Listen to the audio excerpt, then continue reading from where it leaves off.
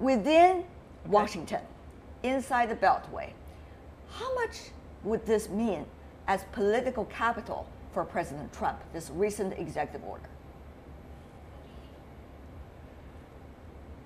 I think in this order, I mean, that's trying to kill the Clean Power Plan. I mean, the Clean Power Plan was under Obama was basically a way to accelerate what was already happening. I mean, the coal sector has been declining for years, in great part because of the growth of natural gas, which is much cheaper, much cleaner, and also renewable energy. Now, the U.S., we're not as fast and doing it as big as China, but we also have had a renewable energy revolution here in the United States, particularly over the last 5 years. And it's led in great part by the states, even the red Republican state of Texas. I mean, back under the first President Bush, started pushing wind power. And I just read that just last week, for a short period of time, half of Texas's electricity came from wind power. And so, from the bottom, from the states and the cities, they're going on a path for natural gas and renewable energy. There's no market for coal. All right. We understand there are 75,000 jobs that's likely to be kept because of this new executive order.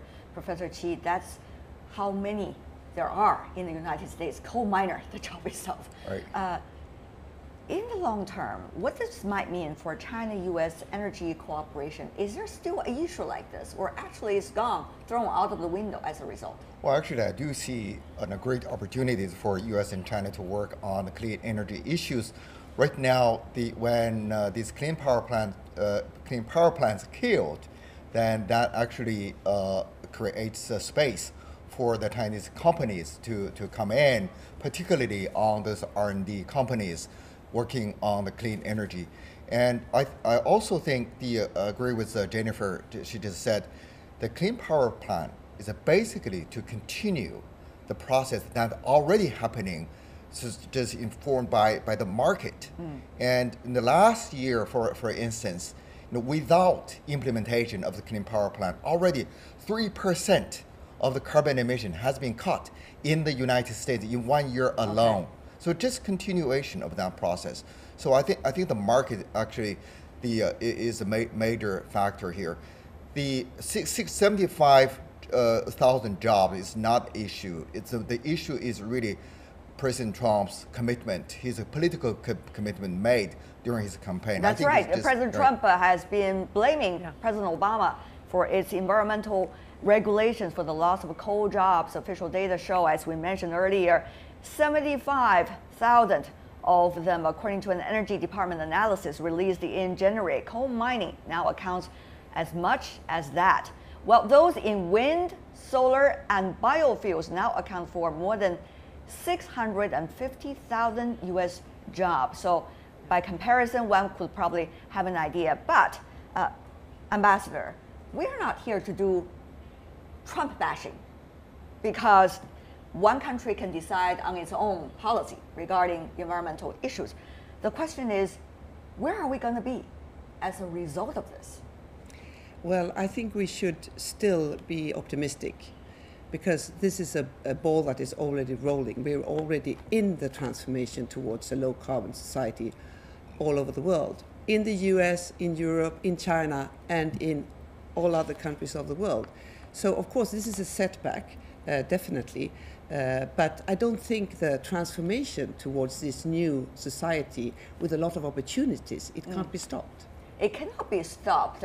At this point, Ms. Turner, in the states of the United States, you have a federal system. It seems that different states have different policies. California, for example, or the East Coast are having their plans. But the question is, without many other powers, including foreign policy and also economic, general economic policies in hand, how much can these states be able to achieve? Well, I mean, keep in mind that that states set their energy policy, and that the energy utilities, they follow what the legislators tell them in terms of their goals. And when you have states, it's not just the Californias and the Massachusetts, but even smaller states and cities are also putting forward goals for renewable energy. And so the electricity utilities, they don't look at the 4-year presidential cycle. They're looking at markets. They're looking at what the legislatures are telling them, and they're making the investments. I mean, Nevada just has been accelerating closing down coal-fired power plants. I mean, and they're building renewable. And now that you have all these states making investments into renewable energy technology, they're not going to go turn back on their coal plants. I mean, and again, these are decisions being made by officials, state and local officials that, they're looking at energy reliability, cleaning up the air, responding to their own constituents. Right. So keep in mind that the federal government doesn't determine everything that happens in the energy sector. They don't, but they do play a big role. At the same time, the business community, they are also asking their questions.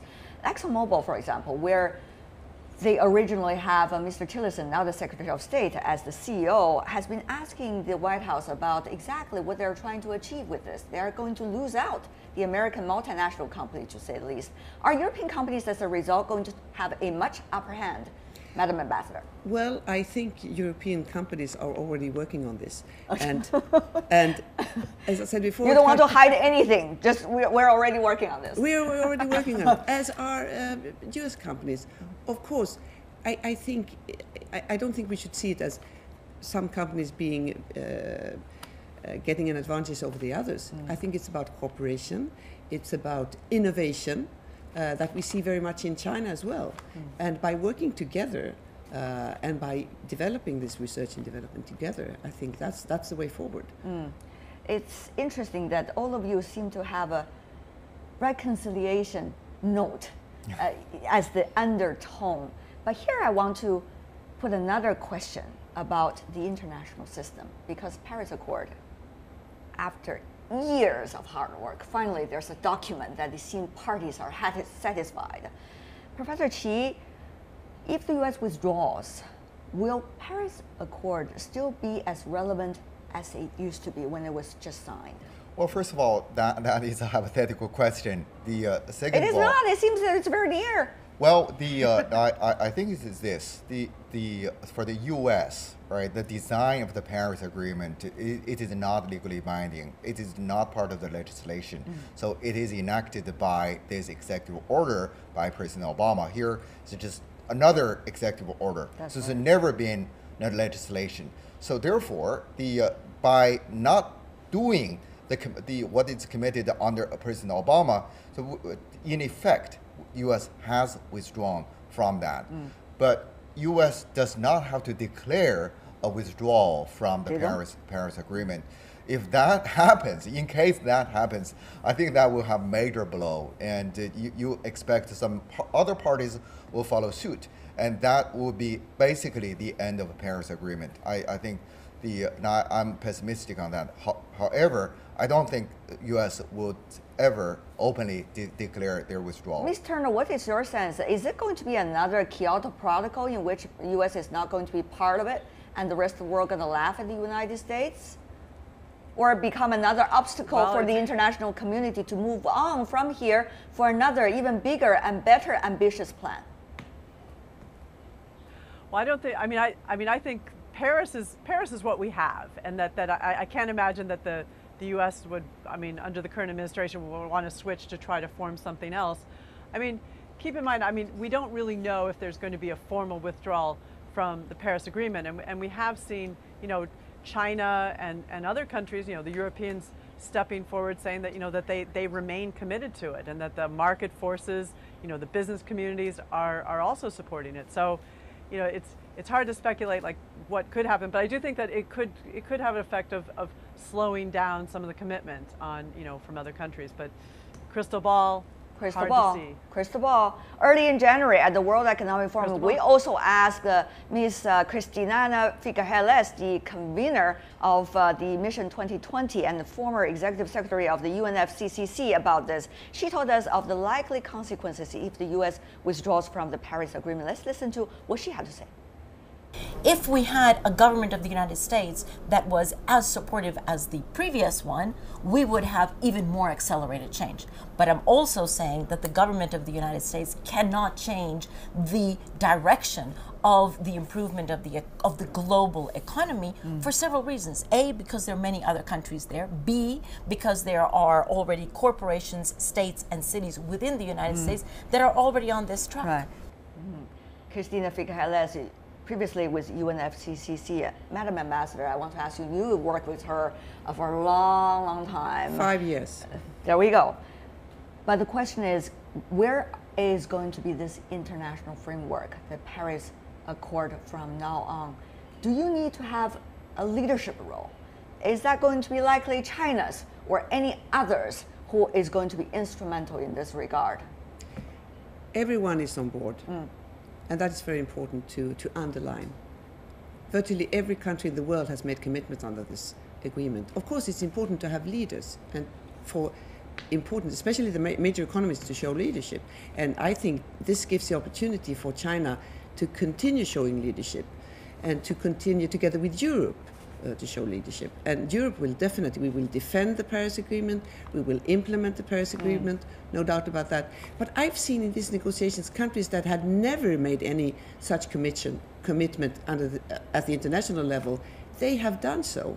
And I'm convinced that they will, even if the US sort of is slowing down, I'm sure that all the other countries will continue living up to their commitments under the agreement. There is a necessity within China to be committed, Professor Qi, to the specific Paris Accord, because China wants to handle its own environmental issues. Exactly. And it needs to have some kind of pressure and power and cooperation from outside in order to achieve that goal. What is exactly going to be China's role in this regard? Well, China has already taken the leadership by action, and ever since 2004, we have seen that China has not only reduced the coal consumption. So 2014 is the year, historically, China made the coal peak. And also, ever since 2014, China's carbon emission has declined. 2015 and 2016, and China is now the leading partner. 36% of all global investment in clean energy is from China. So China has been taking that leadership. I do expect China will take that leadership to the next level, which is to work with the world, with other countries, to form and to consolidate this new global climate governance system. You use the phrase "work with." That's not exactly what Thomas Friedman, the New York Times columnist, wrote in his recent column. Of course, he's trying to exaggerate things. He said he used the title "Trump is a Chinese agent," end of quote. It is to make China great again. Of course, that is, of course, Mr. Friedman's sarcastic way of putting it. Namely, suggesting that the U.S. is withdrawing from this international framework, while China seems to step up its efforts in contributing to it. Ms. Turner, I'm sure you read that article. It has been widely read. Exactly what is going to be this interesting role between China and the United States, with or without this specific framework? Well, I think that what's been really exciting for me, in my work, I keep an eye on who's doing what on energy and climate issues between the U.S. and China. And it's been very encouraging over the past decade. We've seen a lot more cities and states in the United States and China starting to come together. It accelerated under the Obama administration. There's been this, for the past 3 years, a U.S.-China Climate Leaders Summit. And we're starting to see these U.S. and Chinese cities and cities and provinces, sharing lessons learned. And I think this is really important because these are the people on the front lines, not only for climate mitigation, but adaptation. And both our countries' huge coasts. In fact, Florida, where this meeting is being held, is highly susceptible to sea level rise. And Southeast Florida, 4 counties there, including Palm Beach, they've come together. They have a climate leadership pact. And it would be nice if, Trump and Xi could go and meet and learn about this kind of multi-stakeholder initiative as a kind of model for China. Ms. Turner, I have to say, you keep on filling their schedules in Florida. Okay, before we go, I do want to have very briefly from every one of you three a final word about where are we going to go from here? Maybe Madam Ambassador. I think we have to see this very serious challenge of climate change as an opportunity for moving towards a sustainable development path, and to see that we can gain from this. We can create more jobs, we can create more clean jobs, and we can improve the environment, we can improve the air quality, Right. health for our children and our grandchildren. A lot of tasks on your list. There we go, Madam Ambassador. Ms. Turner, final words. Well, I think that you know, despite what the Trump administration may say, that we are going to see continued cooperation between U.S. and China with the NGOs, think tanks, cities, working on these kind of topics. I mean, under the Bush administration, G.W. Bush, All right. Bilateral cooperation didn't really happen. It can continue with other players. We'll see. Jennifer Turner, and also Thank you. Mr. Chi. Well, Final words. Well, actually, I don't worry too much about this decision, this executive order, because I think we have entered a world that the technology and the market is really making the addressing climate change a profitable way. So let's take that opportunity, take the advantages of that, and to capitalize on it.